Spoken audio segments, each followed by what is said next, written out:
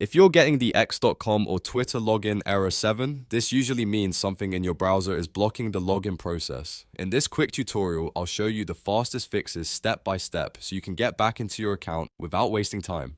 If this video helps, please hit the like button and subscribe for more easy tech fixes. First, try logging in through your browser instead of the app. Open your browser, go to x.com and sign in from there. In many cases, the browser login route can bypass the issue and let you access your account normally. If that does not work, the next step is to clear your cookies and cache.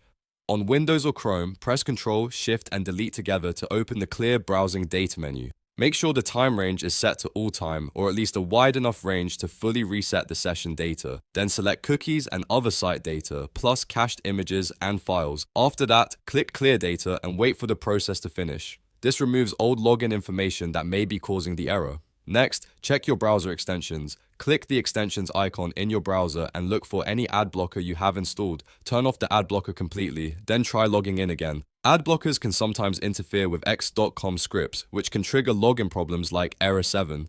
If you still cannot log in, disable your VPN if you are using one.